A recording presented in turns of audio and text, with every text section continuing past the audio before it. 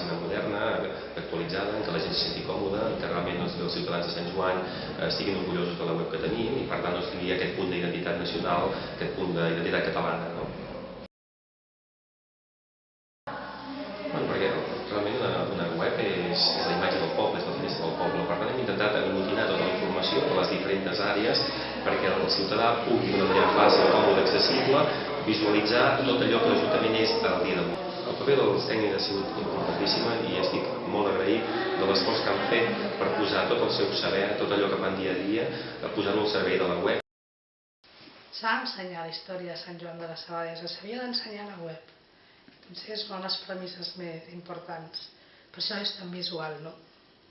Havies d'ensenyar amb el collage tota la part històrica de Sant Joan, que és la part històrica de Catalunya. De fet, si hi ha una imatge que identifica el nostre poble, doncs evidentment és l'àguila.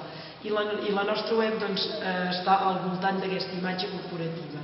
Home, un dels objectius que té la nostra web, evidentment, és donar a conèixer el nostre poble. I si el nostre poble és ric en alguna cosa, és ric en patrimoni.